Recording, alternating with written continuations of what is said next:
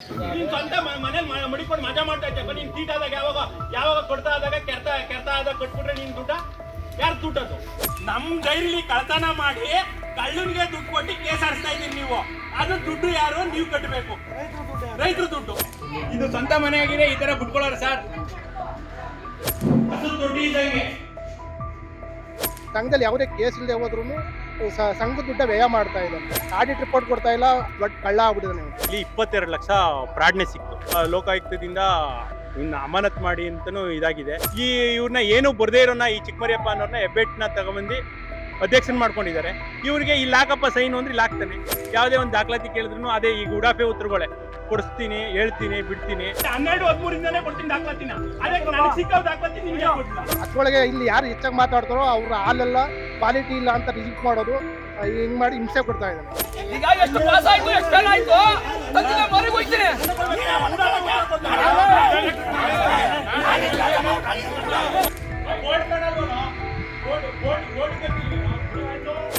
ಇವನು ಆಕ್ಚುಲಿ ಬಂದು ಮೈಗಳಿ ನಾಗರಾಜು ಸಂಬಂಧಿ ಆಗಿರೋ ಸಹಿತ ನಾಗರಾಜು ಇವನ್ನ ಪೋಷಣೆ ಮಾಡ್ಕೊಂಡು ಬರ್ತಾ ಇದ್ದಾರೆ. ಅಧಿಕಾರಿಗಳು ಇದ್ರ ಗಮನಕ್ಕೆ ತಗೊಂಡ್ಬಂದು ಸಸ್ಪೆಂಡ್ ಮಾಡಬೇಕು, ಮತ್ತೆ ಈ ಬಾಡಿನೂ ಸಹಿತ ವಜಾ ಮಾಡ್ಬೇಕು ಸರ್. ನಾಗರಾಜು ಅಂತ ನನ್ನ ಹೆಸರು. ಬಿಲ್ಲೆದೊಡ್ಡಿ MPCS ಸದಸ್ಯ ನಾನು. 2013ರಿಂದನೂ ಈ ನಮ್ಮ ಹಾಲು ಉತ್ಪಾದಕ ಸಹಕಾರ ಸಂಘದಲ್ಲಿ 65 ಎಂಕ್ವೈರಿಗೆ ಅಂತ ನಾವು ಕೇಸ್ ಹಾಕ್ದು. 65 ಎಂಕ್ವೈರಿ ಪ್ರೂವ್ ಆಯಿತು. ವರ್ಷಕ್ಕೆ 26 ಲಕ್ಷದಂಗೆ 10 ವರ್ಷ ಇವನು ದುಡ್ಡು ಕಟ್ಟುವಂಗೆ ARಗೂ DRಗೂ ಅಡ್ವೈಸ್ ಮಾಡಿದ್ರು. ಇವನು ಇಲ್ಲಿವರೆಗೂ ದುಡ್ಡು ಕಟ್ಟದೆ ಎಲ್ಲರ ಮೇಲೂ ಕೇಸ್ ಹಾಕೊಂಡು ಎಲ್ಲರ ಮೇಲೂ ಸ್ಟೇ ತಗೊಂಡು ಬಂದೇನೆ. ಇದ್ರ ಮೇಲೆ ನಾವು ಲೋಕಾಯುಕ್ತ ಕೇಸ್ ಹೋದೋ. ಲೋಕಾಯುಕ್ತಲ್ಲೂ ಪ್ರೂವ್ ಆಯ್ತು. ಇವನ್ನ ಹಿಡಿದು ಜೈಲಿಗೆ ಹಾಕಿ ವಸೂಲಿ ಮಾಡ್ರಿ ಅಂತ ARಗೂ DRಗೆ ಅಡ್ವೈಸ್ ಮಾಡಿದ್ರು. ADGP ಸಹ ಲೆಟರ್ ಹಾಕಿದ್ದಾರೆ, ಇವನ್ನ ವಸೂಲಿ ಮಾಡ್ರಿ ಅಂದ್ಬಿಟ್ಟು. ಸೆಕ್ರೆಟರಿಗೆ ಏನ್ ಹೆಸರು? ನಾಗರಾಜು ಎಸ್ ಅಂತ. ಇವನು ಆಕ್ಚುಲಿ ಬಂದು ಮೈಗಳಿ ನಾಗರಾಜು ಸಂಬಂಧಿ ಆಗಿರೋ ಸಹಿತ ನಾಗರಾಜು ಇವನ್ನ ಪೋಷಣೆ ಮಾಡ್ಕೊಂಡು ಬರ್ತಾ ಇದ್ದಾನೆ. 10 ವರ್ಷದಿಂದ ಇವನ್ನ ಪೋಷಣೆ ಮಾಡ್ಕೊಂಡು ಬರ್ತಾ ಇದ್ದಾನೆ. ಆ ಕೇಸ್ನ ಓಡಾಡಕ್ಕೆ ವರ್ಷಕ್ಕೆ 35,000ದಂಗೆ 10 ವರ್ಷನೂ ಸಂಘದಿಂದ ಕೊಡ್ತಾನೆ. ಸಂಘದಲ್ಲಿ ಯಾವುದೇ ಕೇಸ್ ಇಲ್ಲದೆ ಹೋದ್ರೂ ಸಂಘದ ದುಡ್ಡ ವ್ಯಯ ಮಾಡ್ತಾ ಇದ್ದಾನೆ. ಸಂಘದ ಮೇಲೆ ಕೇಸ್ ಇಲ್ಲದೆ ಅವರು ವೈಯಕ್ತಿಕ ಇವನ್ ಕೇಸ್ಗೋಸ್ಕರ 35,000 ತೋರಿಸ್ತಾವನೆ. ಇನ್ನ ಎಷ್ಟು ಮಾಡಿದ ಪ್ರೂವ್ ಆಡಿಟ್ ರಿಪೋರ್ಟ್ ಕೊಡ್ತಾ ಇಲ್ಲ, ಬ್ಯಾಲೆನ್ಸ್ ಶೀಟ್ ಕೊಡ್ತಾ ಇಲ್ಲ. ಇವನು ಏನು ಮಾಡ್ತಾ ಇಲ್ಲ. ಇವನು ದೊಡ್ಡ ಕಳ್ಳ ಆಗ್ಬಿಟ್ಟಿದ್ದಾನೆ. ಇವನು ನಿವೇಶನ ಬಾಪ್ತು ಅಂದ್ಬಿಟ್ಟು 4.5 ಲಕ್ಷ ಯಾರಿಗೋ ಕೊಟ್ಟಿದ್ದಾನೆ. ಅದೆಲ್ಲಿ ತಗೊಂಡವನೋ ಅದೇನೋ ಒಂದು ಗೊತ್ತಾಯಿಲ್ಲ. ಸಂಘಕ್ಕೆ ಜಮಾ ಆಗಿದೆ ಅನ್ನೋದು ಎಲ್ಲೂ ತೋರಿಸ್ತಾನೂ ಇಲ್ಲ. ಕಮಿಟಿಯವರು ಇವ್ನು ಶಾಮೀಲಾಗಿದ್ದಾರೆ. ಅದ್ರೊಳಗೆ ಇಲ್ಲಿ ಯಾರು ಹೆಚ್ಚಾಗಿ ಮಾತಾಡ್ತಾರೋ ಅವ್ರ ಹಾಲೆಲ್ಲ ಕ್ವಾಲಿಟಿ ಇಲ್ಲ ಅಂತ ರಿಜೆಕ್ಟ್ ಮಾಡೋದು, ಹಿಂಗ್ ಮಾಡಿ ಹಿಂಸೆ ಕೊಡ್ತಾ ಇದ್ದಾನೆ. ಇವನು ನಮ್ಗೆ ಕ್ವಾಲಿಟಿ ಇರೋ ಹಾಲ್ನ 29 ಡಿಗ್ರಿ ಬಂದ್ರು ಡಿಗ್ರಿ 26 ಡಿಗ್ರಿ ಏರಿ ಅಂದ್ಬಿಟ್ಟು ಫ್ಯಾಟ್ ಕಮ್ಮಿ ಮಾಡಿ ರೈಟ್ ಕಮ್ಮಿ ಮಾಡ್ತಾ ಇದ್ದಾರೆ ನಮ್ಗೆಲ್ಲ. ನೋಡಿ ಇವಾಗ ಪೊಲೀಸ್ನವರು ಮುಂದೆನೆ ಇವ್ನಿಗೆ ಏನು ಯಾವ ರೆಕಾರ್ಡ್ ಬೇಕೋ ಕೊಡಿ ಅಂತ ಪೊಲೀಸ್ನವ್ರು ಹೇಳಿದ್ರು ಒಂದು ಪೇಪರ್ ಕೊಡ್ತಾ ಇಲ್ಲ, ಒಂದು ರೈಟಿಂಗಲ್ಲೂ ಬರ್ಕೊಡ್ತಾ ಇಲ್ಲ.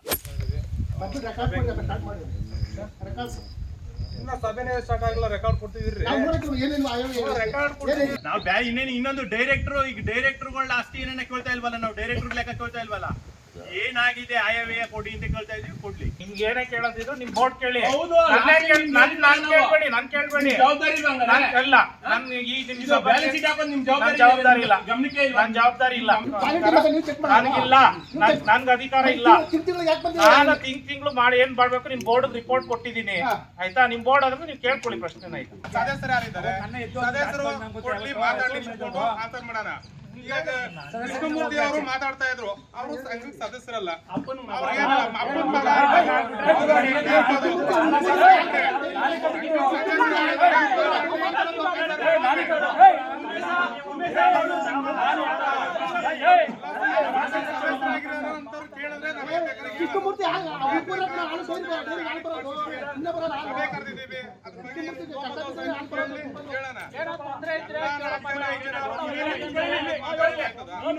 ನಾನು ನಾವ್ ಕೇಳ್ತಾ ಇರೋದೇನ್ ಗೊತ್ತಾ?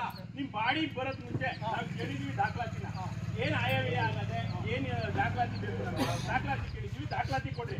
ಹೇಳ್ತಾ ಇಲ್ವಾ? ಲಾಭ ಆಗೋದು, ನಷ್ಟ ಆಗೋದು, ಇನ್ನೊಂದಾಗೋದು. ಈಗ ನಿಮ್ಮನ್ನೇನೋ ತಿನ್ಕೊಂಡವ್ರೆ ಅಂತ ಕೇಳ್ತಾ ಇದೀವ ನಾವು.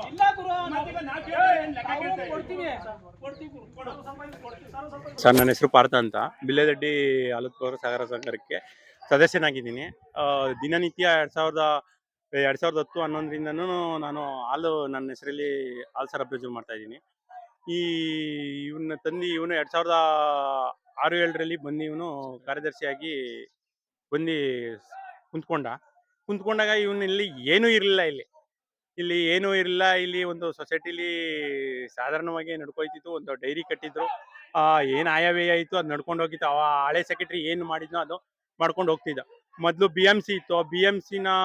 BMCಗೆ ನೀರು ಇಯ್ಯೋದು, ಕಳಪೆಗುಂಡ ಮಟ್ಟದ ಹಾಲು ಹಾಕೋದು, ಈ KMF ನಾಗರಾಜು ಸಹಚರನ ಸ್ವಲ್ಪ ಬೆಂಬಲ ತಗೊಂಡು ಫ್ರಾಡ್ ಮಾಡಿ 2012-13ರಲ್ಲಿ 6 ತಿಂಗಳು ದಾಖಲಾತಿ ಸಿಕ್ತು ನಮಗೆ. ಆ ದಾಖಲಾತಿಲಿ 22 ಲಕ್ಷ ಫ್ರಾಡ್ನೆ ಸಿಕ್ತು. 22 ಲಕ್ಷ ಫ್ರಾಡಲ್ಲಿ ಈ ಲೋಕಾಯುಕ್ತ ವರದಿಯಾಗಿ ಲೋಕಾಯುಕ್ತ PCR ಆಗಿದೆ ಇವನ ಮೇಲೆ. ತಿರ್ಗಾ ಲೋಕಾಯುಕ್ತದಿಂದ ಇವನ್ನ ಅಮಾನತ್ ಮಾಡಿ ಅಂತನೂ ಇದಾಗಿದೆ. ತಿರ್ಗಾ ಆಮೇಲೆ ಈ ಲೋಕಾಯುಕ್ತದ ಮೇಲೆ ಹೈಕೋರ್ಟ್ಗೆ ಸ್ಟೇ ಹೋಗಿದ್ದಾನೆ. ಹೈಕೋರ್ಟ್ ಸ್ಟೇ ಹೋಗಿದ್ದಾನೆ. ಮತ್ತೆ AR ಹತ್ರ 3 ಕೇಸ್ ಇದೆ. 3 ಕೇಸು ರನ್ನಿಂಗ್ ಇದೆ ಈಗ. ತಿರ್ಗಾ ಮೊನ್ನೆ 2022-23ರಲ್ಲಿ ಬಾಡಿ ಬಂತು. ಬಾಡಿ ಬಂದಾಗ ನಾವು ದಾಖಲಾತಿ ಕೇಳಿದೆ. 2012-13ರಿಂದ ದಾಖಲಾತಿ ಕೇಳ್ದು. ಯಾವುದೇ ದಾಖಲಾತಿ ಕೊಡದಿರೋ ಕಾರಣದಲ್ಲಿ ಇವನ್ನ ಸಸ್ಪೆಂಡ್ ಮಾಡಿದ್ರು. 2012-13ರಿಂದನೇ ಕೊಡ್ತೀನಿ ದಾಖಲಾತಿನ. ಅದಕ್ಕೆ ನನಗೆ ಸಿಕ್ಕ ದಾಖಲಾತಿ ನಿಮಗೆ ಕೊಡ್ಲಿಲ್ಲ. ಹೋದ್ ಸಾರಿ ಸೆಕ್ರೆಟರಿನ ಅಮಾನತ್ ಮಾಡಿದ್ರೆ 2 ವರ್ಷದಲ್ಲಿ. ಹೋದ್ ಸಾರಿ ಆಡಿಟ್ ಮಾಡಿಸಿದ್ರಿ. ಆಡಿಟ್ಗೆ ಸೆಕ್ರೆಟರಿ ಹೆಂಗ್ ಸೈನ್ ಆಗ್ತಾ ಅಮಾನತ್ ಇರೋನು? ಆಡಿಟ್ ರಿಪೋರ್ಟ್ಗೆ ಸೆಕ್ರೆಟರಿ ಹೆಂಗ್ ಸೈನ್ ಆಗ್ತಾ? ಸರ್ ಈಗ ದಾಖಲಾತಿ ನಮ್ಗೆ ಕೊಟ್ಟಿಲ್ಲ ಅಂತ ಹೇಳಿದ್ರು ಅಲ್ವಾ? ಈಗ ಅವ್ರು ಕೊಟ್ಟಿರೋ ದಾಖಲಾತಿನೇ ನಾವು ತಗೊಂಡಿದೀವಿ. ಯಾಕೆ ಅವ್ರ ಹತ್ರ ದಾಖಲಾತಿ ಇಲ್ಲ? ಆಡಳಿತದ ಅವಧಿಯಲ್ಲಿ ಆಗಿರ್ತಕ್ಕಂಥ ನಷ್ಟ ಲಾಭ ಖರ್ಚುಗಳ ಬಗ್ಗೆ ಹೇಳ್ತಾರೆ. ಆ ವಿಷಯ ಆದ್ಮೇಲೆ ಒಂದಷ್ಟು ಲೆಟರ್ಗಳು ಕೊಟ್ಟಿದ್ದೀರಂತೆ. ಆ ಲೆಟರ್ಗಳ ಬಗ್ಗೆ ಅವ್ರು ಉತ್ತರ ಕೊಡ್ತಾರೆ. ಅದನ್ನ ಅದಾಗ ಮುಂದಕ್ಕೆ ಬಿಡಿ. ಇಲ್ಲ ಸರ್, ಈ ವರ್ಷದ ಹೆಂಗಾಯ್ತಾ ಸರ್? ಈಗ ನಾವು ಹಳೇದ್ ಕೇಳಿದೀವಲ್ವಾ, ಹಳೇದ್ ಉತ್ತರ ಕೊಡ್ದೇನೆ ಈ ವರ್ಷದ ಹೆಂಗ್ ಮಾಡ್ತೀರಿ ಸರ್ ನೀವು? ನೋಡಿ, ಬಾಡಿ ಬಂದು ಇಲ್ಲಿಗೆ 3ನೇ ವರ್ಷ ರನ್ನಿಂಗು. ಇನ್ನ ಎಷ್ಟು ದಿನ ಬೇಕಪ್ಪ? ನಾನ್ ಕೇಳೋದು ಬೇಡಪ್ಪ, 3 ವರ್ಷ ಬೇಕಾ? ನಾನ್ ಕೇಳೋದು 10 ವರ್ಷದ ದಾಖಲಾತಿಲಿ ಏನೇನು ಆಡಿಟಿಂಗ್ ಆಗದೆ, ಎಷ್ಟೆಷ್ಟು ಫ್ರಾಡ್ ಆಗದೆ ತೋರ್ಸು. ಈಗ ಹಂಗಂತಂದ್ರೆ ಈ ವರ್ಷಕ್ಕೂ ಪೆಂಡಿಂಗ್ ಆಯ್ತದೆ. ಆಗ್ಲಿ ಬಿಡಿ ಸರ್, ಒಳ್ಳೆ ಚೆನ್ನಾಗದಲ್ಲ. ಈಗ ಹೋಗಿ ಹೇಳ್ತಾರೆ. ಆಗ್ಲಿ ಬಿಡಿ, ಈಗ ಸಂಜೆ ಗಂಟೆ ಆಗ್ಲಿ ಬಿಡಿ ಸರ್, 6 ಗಂಟೆ ಆಗ್ಲಿ. ಸಭೆಗೆ ಆಗಮಿಸಿರುವ ಎಲ್ಲ ಹಾಲು ಉತ್ಪಾದಕರಿಗೆ ಕಾರ್ಯಕಾರಿ ಮಂಡಳಿಯಿಂದ ಮತ್ತು ಸಂಘದ ವತಿಯಿಂದ ಸ್ವಾಗತ ಕೋರ್ತೀವಿ. ಮತ್ತು ನಮ್ಮ ಸಂಘಕ್ಕೆ ವಿಶೇಷ ಆಹ್ವಾನಿತರಾಗಿ 23-24ನೇ ಸಾಲಿನ ಮಹಾಸಭೆಯ ಆಡಿಟ್ ವರದಿಯನ್ನು ತಿಳಿಸುತ್ತೇವೆ. 76,890 ನಂದಿನಿ ಸಿಹಿ ಉತ್ಪನ್ನಗಳು. ಈಗ ಇದು ನನ್ನ ಕೆಲಸ ಅಲ್ಲ, ನಾನೇ ಹೇಳ್ತೀನಿ. ಏನ್ 23-24ನೇ ಸಾಲಿನಲ್ಲಿ ಆಡಿಟ್ ಆಗಿದೆಯಾ, ಇದು ನನ್ನ ಕೆಲಸ ಅಲ್ಲ. ಪೂರ್ತಿ ಆಡಳಿತ ಮಂಡಳಿಯವರು ಪ್ರತಿ ಮಾಸಿಕ ಸಭೆಯಲ್ಲಿ ಖರ್ಚು ವೆಚ್ಚದ ಎಲ್ಲ ನೋಡ್ಬಿಟ್ಟು ಸೈನ್ ಹಾಕಿದೀವಿ. ನೀವ್ ಹಾಕಿದಿರಪ್ಪ, ನಾವು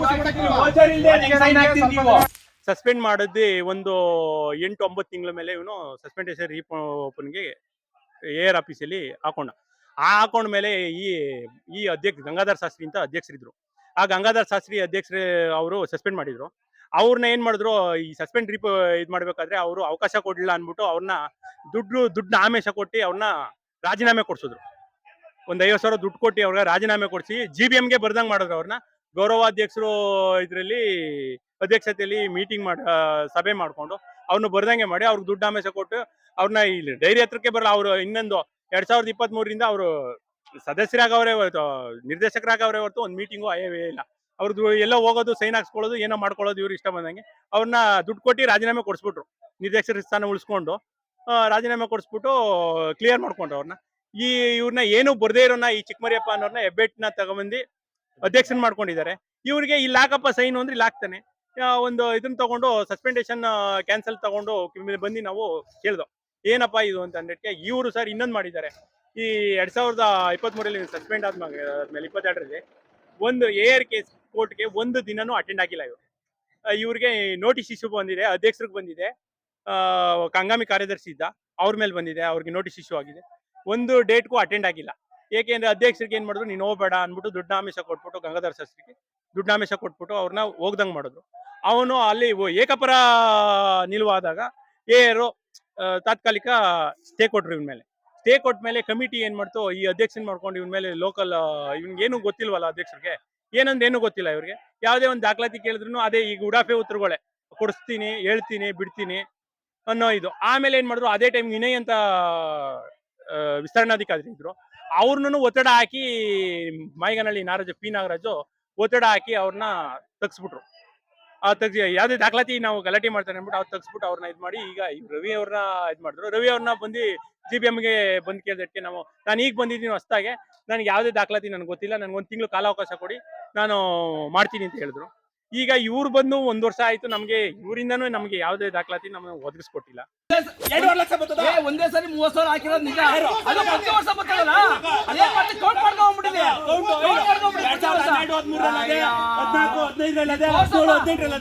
ಪ್ರತಿ ವರ್ಷ ಅದೇ ಬರ್ತದೆ ಅದು. ಗೊತ್ತಾಯ್ತಾ? ಪ್ರತಿ ವರ್ಷ ಕೊಟ್ಟಿಲ್ಲ ಅಂತ. ಮತ್ತೆ ಆಡಿಟ್ ಮಾಡ್ಕೊಂಡು ಹೋಗಿ. ಈಗ ಎಷ್ಟು ಪಾಸ್ ಆಯ್ತು, ಎಷ್ಟು ಫೇಲ್ ಆಯ್ತು, ತಂದಿನ ಮರಿಗೆ ಹೋಯ್ತೀನಿ, ಮರಿಗೆ ಹೋಯ್ತೀನಿ ಕಣ. ಹಾಕುವಂತ ಒಳಗೆ ಹೋಯ್ತಿರಲ್ಲ, ಅವಾಗ ಹಾಕೊಳ್ಳಂತ ಹೇಳ್ತೀರಲ್ಲ, ನಿಂದು ಅಂತ ಹೇಳ್ತಾ ಇಲ್ಲ, ನಾನು ವಾಪಸ್ ಕಳಿಸ್ತೀನಿ. ತಂದಿ ಮರಿಗೆ ಹೋಯ್ತೀನಿ, ಗೊತ್ತಾಯ್ತಿಲ್ಲ ಅವಾಗ ನೋಡುವೆ. ಈ ದುಡ್ಡಿನ ಜವಾಬ್ದಾರಿ ಅಲ್ಲಿ ವರ್ಷಕ್ಕೆ 30,000 ಅಂದ್ರೆ ಇದಾಕ್ಸ್ತೀನಿ ಬಿಡು. ಏನು ಅಲ್ಲ ಕಣ. ಹಳೆ ಬೋರ್ಡ್ ರಜಾ ಆದಾಗ 4 ಜನ ಕೇಸ್ ಹಾಕೊಂಡವನೆ, ಬೋರ್ಡ್ ಮೇಲೆ ಕೇಸ್ ಹಾಕ್ತಾ ಇರೋನು 4 ಜನ ಕೈಯಿಂದ ಕೇಸ್ ಹಾಕಿ ನಮ್ ಡೈರಿಲಿ ಕಳ್ತನ ಮಾಡಿ ಕಳ್ಳನಿಗೆ ದುಡ್ಡು ಕೊಟ್ಟು ಕೇಸ್ ಆಡಿಸ್ತಾ ಇದೀರಿ ನೀವು. ಅದು ದುಡ್ಡು ಯಾರು? ನೀವು ಕಟ್ಟಬೇಕು. ರೈತರ ದುಡ್ಡು ಏನ್ ಕಟ್ತೀರಿ? 3 ಲಕ್ಷ ಕೊಡಿವೇನಾ? ಖರ್ಚು ಯಾಕೆ ಧರ್ಮ ಕೊಟ್ಟರು? ಯಾರ ದುಡ್ಡು? ನೀನೇ ಕೊಡಪ್ಪ. 30,000 ಏನ್ ಕೊಟ್ಟಿದ್ದಪ್ಪ? ಹೋದ ವರ್ಷದ ಹೇಳಪ್ಪ ನೀನು. ಹೇಳಿದೀವಿ ಹೇಳು ಏನಂತ ಕಟ್ಟಿಸಿದ್ಯಾ? ಕಟ್ಟಿಸಿದ್ಯಾ? ಇದು ಏನ್ ಕಟ್ಟಿದ್ದಾರೆ? ಹೋದ್ ಸಾರಿನೇ ಏನ ಹೋದ್ ಸತಿನೇ ಕೇಳ್ದಪ್ಪ. ಕಾಲಾವಕಾಶ ಕೊಡ್ರಿ, ಅಷ್ಟು ಆನ್ಸರ್ ಮಾಡ್ತೀವಿ.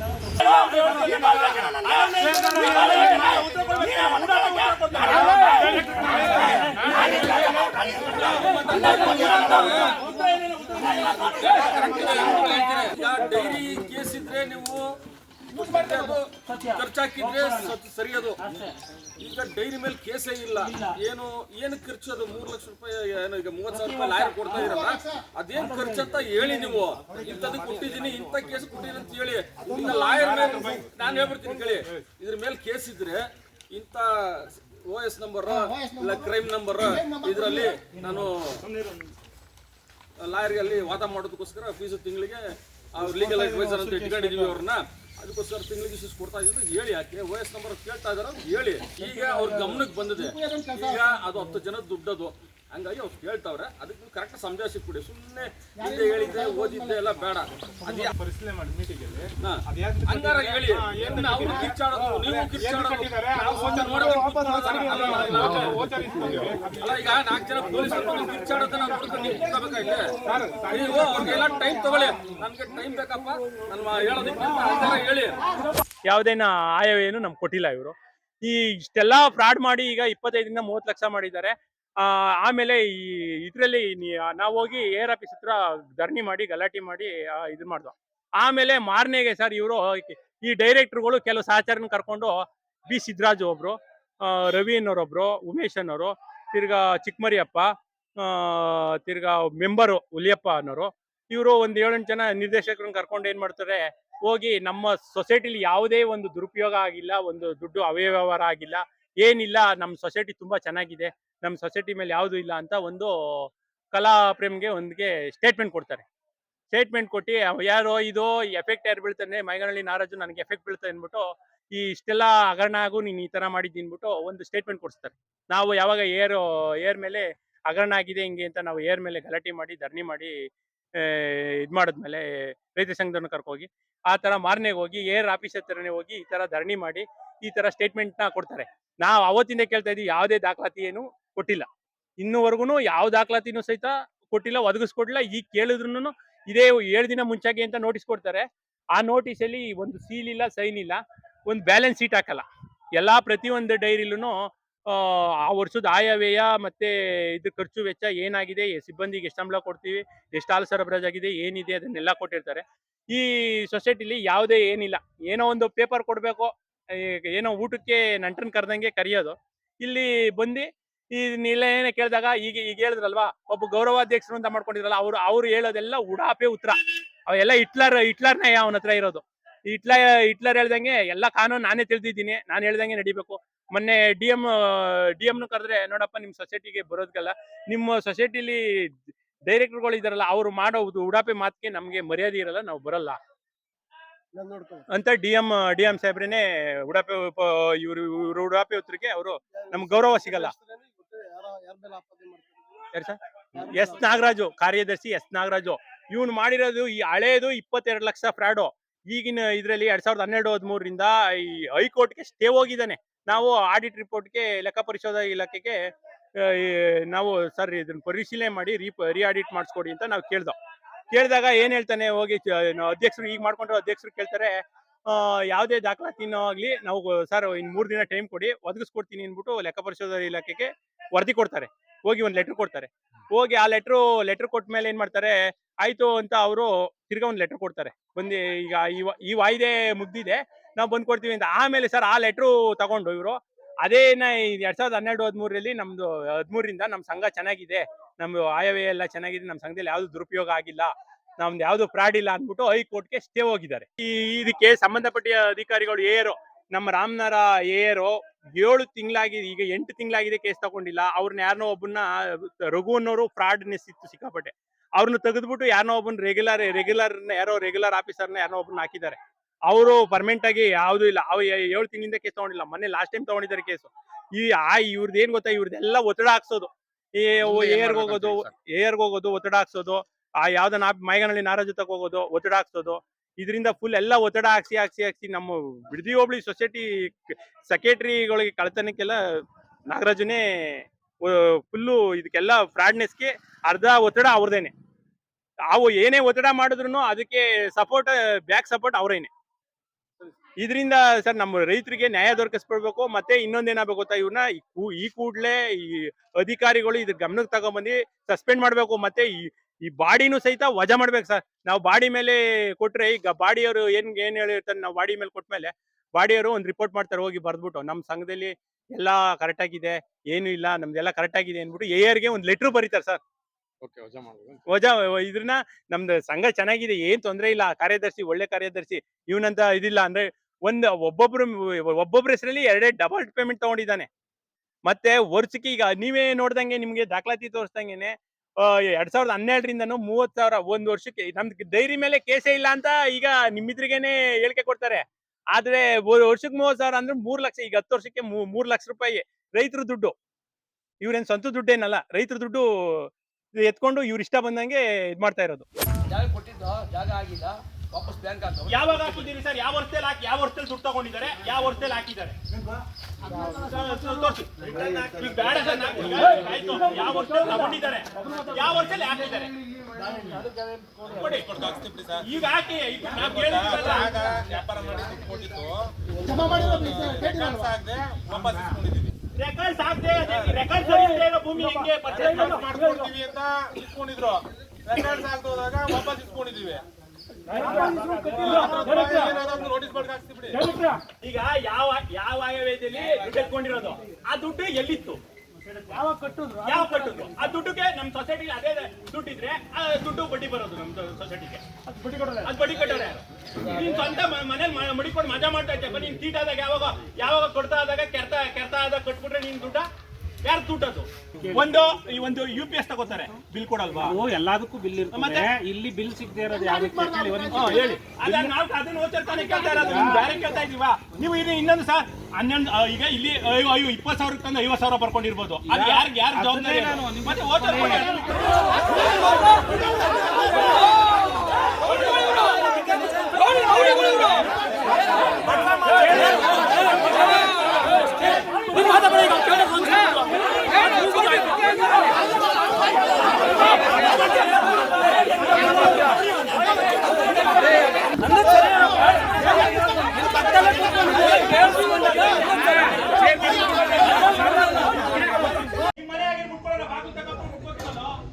ನಿಮ್ಮನೆ ಬಿಟ್ಕೋತೀರಿ, ನಿಮ್ಮನೆ ಬಾಗ್ಲಾಗ್ತಾರೆ, ಅರ್ಧ ಗಂಟೆ ಇರ್ತೀರಿ ನೀವು.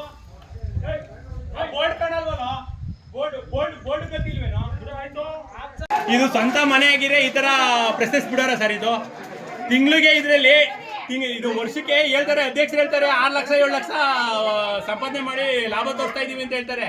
ಇದು ಸ್ವಂತ ಮನೆ ಆಗಿದೆ ಈ ತರ ಬಿಟ್ಕೊಳ್ಳೋರ ಸರ್? ಒಂದು ಒಳಗಡೆ ಬನ್ನಿ ಸರ್, ಒಳಗಡೆ ಕಿಟಕಿ ಸೈಡ್